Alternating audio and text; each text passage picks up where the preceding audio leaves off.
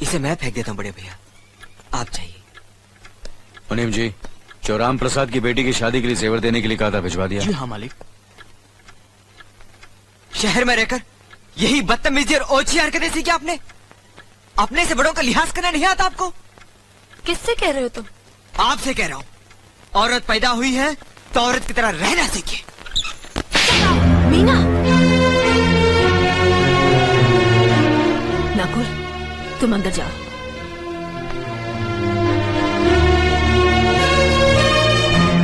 पागल हो गई हो तुम? औरत होकर एक मर्द पर हाथ उठाती हो? इतनी ऊंची घराने की बहू होकर ऐसी नीच हरकत, शर्म नहीं आई तुम्हें? कौन सा ऊंचा घराना?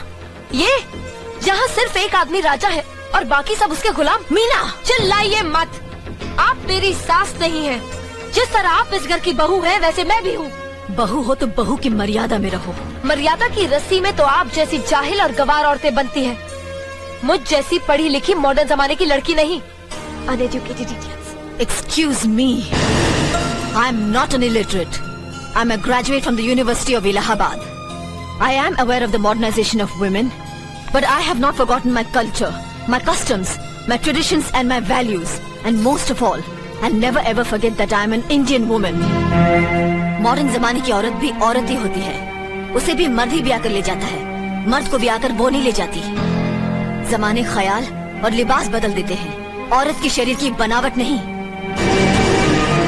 लोग तुम्हारे ख्याल की लड़कियों को लज्जत का सामान भले ही समझते हो, इज्जत के काबिल कोई नहीं समझता। इज्जत आज भी उन्हीं औरतों की होती है जिनकी आंखों में हया हो, लाज हो, शर्म हो। हम नहीं कहते कि तुम बंदिशों में रहो, लेकिन अपने दायरे की सीमा को मत भूलो। लड़की जब अपने माँ बाप के घर होती है तब उसके कांधों पर अपने ही घर की इज्जत का बोझ होता है, लेकिन जब वो बहू बनकर ससुराल जाती है तब उसके कांधों पर एक नहीं 2 परिवारों की इज्जत का बोझ होता है। आज जिस तरह तुमने नकुल को तमाचा मारा है, अगर उसी तरह उसका भी हाथ उठ जाता तो तुम्हारी क्या इज्जत रह जाती? कभी सोचा तुमने? क्या बात है मीना?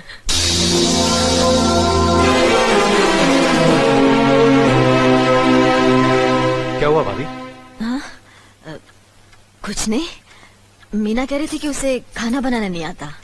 हमने सोचा कि 2-4 खरी खोटी सुनाने से ही सीखेगी, तो सुना दिया, बस रोने लगी। क्यों अर्जुन, हमें तुम्हारी बीवी को डांटने का भी हक नहीं? क्यों नहीं, आप हमारी भाभी माँ हैं। आप मार सकती हैं, डांट सकती हैं, कुछ भी कर सकती हैं।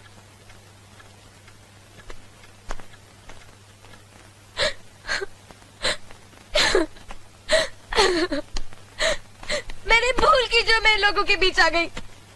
मेरी तो इस घर में कोई इज्जत ही नहीं है। जब देखो तो सब मेरी इंसल्ट करते रहते हैं। मैं कब से रो रही हूँ, तुम पूछ भी नहीं रहे हो कि मैं क्यों रो रही हूँ। बेकार हो रही है तो कौन पूछेगा? अच्छा, तो मैं तुम्हारे लिए और इस घर के लिए बेकार हो गई हूँ। अरे बेकार तो तुम हो गए अपने परिवार के बीच में रहकर। मैं कब से बोले जा रही हूँ और तुम हो के सुन ही नहीं रहे हो।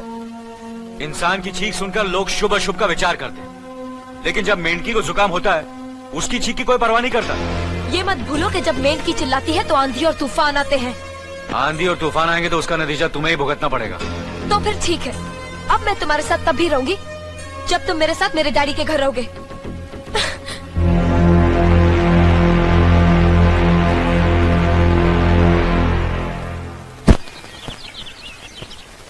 हमारी मीना बहुत प्यारी बच्ची है, लेकिन उसमें अभी भी बचपना है। हमारे तौर तरीकों को नहीं जानती है ना, लेकिन आस्ता आस्ता हम उसे सब सिखा देंगे।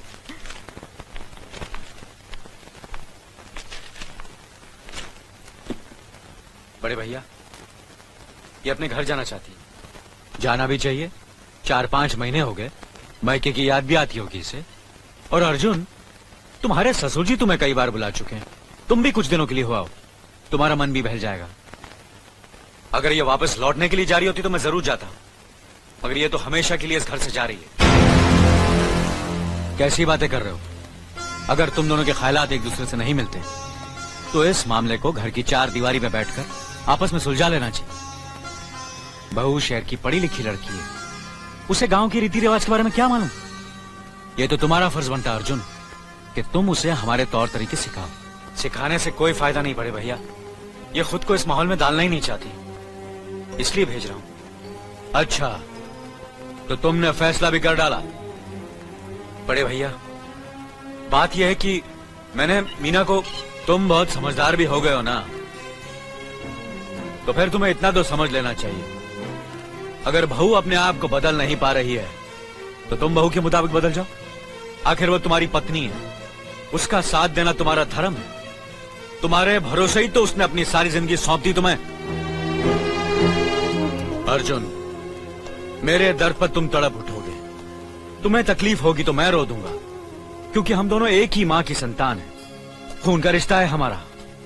मगर पत्नी का नाता उससे कहीं ज्यादा गहरा होता है, क्योंकि वो पराये घर से आकर अपनों से कहीं ज्यादा अपनी हो जाती है, परछाई बन जाती है हमारी। पति शरीर है तो पत्नी उसकी आत्मा है। पत्नी ही पति के जीवन को सही अर्थ देती है, उसे कामयाब बनाती। पत्नी के बगैर पति बेजान और बेमाने हो जाते हैं। अगर आज तुम अपनी पत्नी को हमेशा के लिए उसके मैके छोड़ाओगे तो ये गांव, ये समाज क्या कहेगा हमारे बारे में? जरा सोचो अर्जुन, न्याय के सिंहासन पर बैठकर जो लोगों के अच्छे बुरे का फैसला करता है, अगर उसी के घर में नाइंसाफी होगी तो लोग हंसेंगे हम पर, किसी को मुंह दिखाने के काबिल नहीं रहेंगे हम। बड़े भैया, मुझसे भूल हो गई, मुझे माफ कर दीजिए।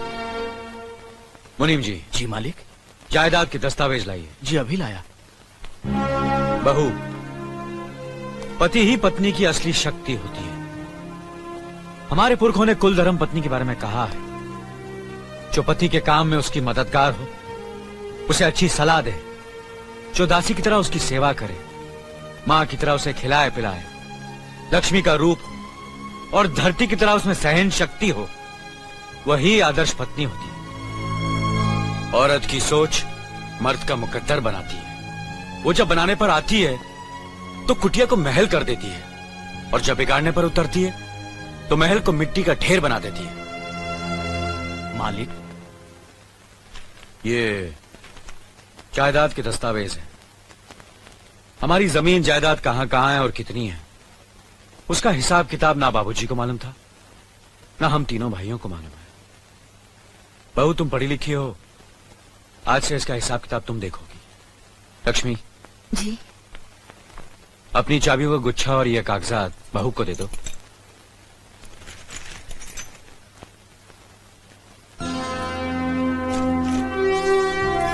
आज से तुम इस घर की मालकिन हो।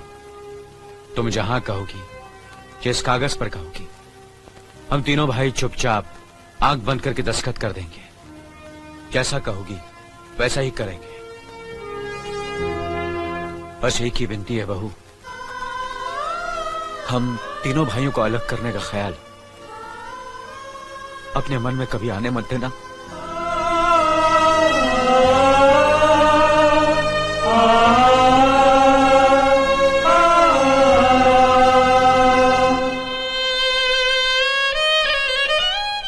बहुत अच्छा किया तुमने बहू, बहुत अच्छा किया।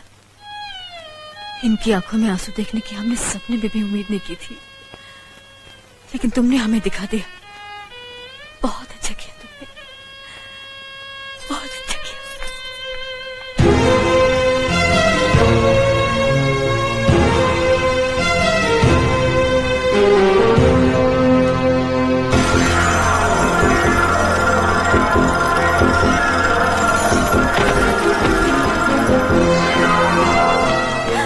मीना, मीना, क्या हुआ बहू? मीना, मनी जी जल्दी से डॉक्टर को बुलाइए।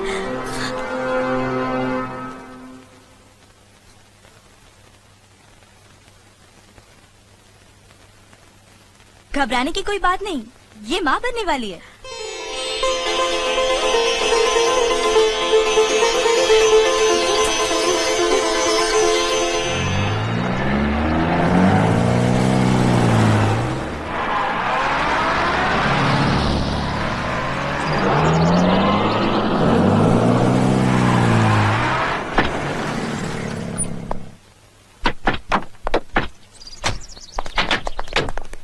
आप लोग यहीं ठहरिए, मैं ठाकुर साहब से मिलकर आता हूँ।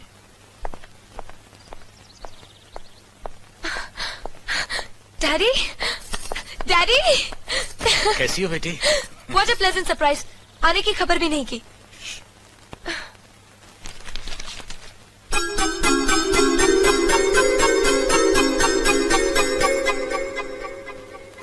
ठाकुर साहब, पाए लागू। समधी जी, आप अचानक यहाँ कैसे? तशरीफ रखिए, बैठिए ना।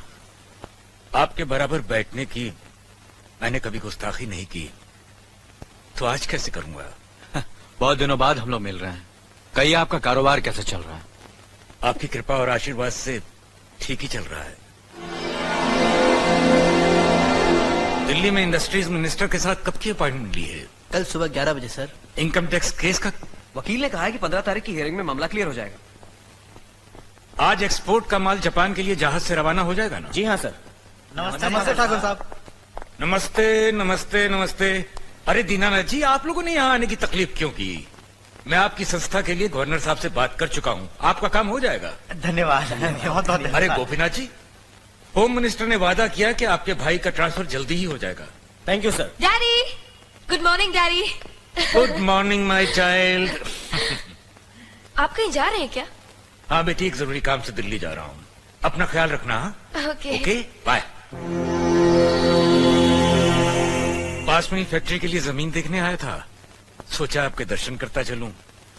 अब इजाजत दीजिए। इतनी जल्दी कैसे जा सकते हैं आप? भोजन तो करते चाहिए। माफ कीजिए, आप तो जानते ही हैं, बाप बेटी के घर का खाना तो क्या, पानी भी नहीं पी सकता। शहर में रहकर भी अभी भी आप इन बातों को मानते हैं? शहर में रहूं या गांव में, मैं अपनी परंपरा और संस्कार कैसे भूल सकता हूं?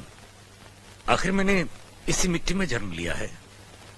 अच्छा, चलता हूं। अजी, कम से कम बेटी से मिलकर उसकी कुशलता तो पूछ लीजिए। ये क्या कह रहे हैं आप? मैं इतना ऊंचा नहीं हूं कि अपनी बेटी की कुशलता पूछकर आपका अपमान करूं। ठाकुर साहब, ये तो मेरी बेटी का सौभाग्य है कि वो इस मंदिर जैसे पवित्र घर में बहू बनकर आई, और फिर आपकी छत्र छाया में तो वो कुशल हो गई। राम राम। राम राम। बेटे, जिस तरह तुम मैके में चहकाती रही हो ना, वैसे ही अपनी ससुराल को भी महकाती रहना। जी।